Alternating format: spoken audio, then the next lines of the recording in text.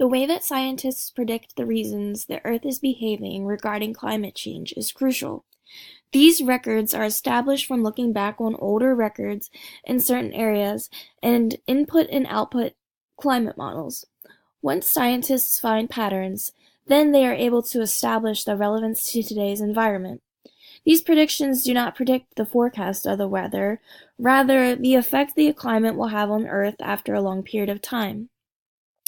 There are three types of droughts. One refers to the soil moisture, another describes the conflict in runoff, and the third type, meteorological drought, happens after weeks of dry weather.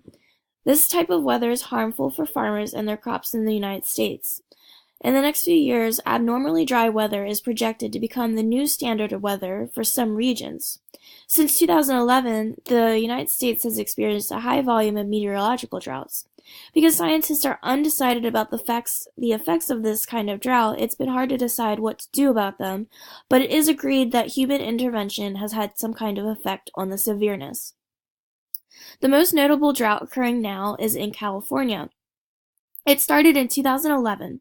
Rainfall was little to none from the years 2011 to 2014 due to high pressure in the atmosphere. The insanely dry weather has caused many wildfires that spread across the western United States forests. Under current climate conditions, it seems that the continual drought will remain until the end of the century.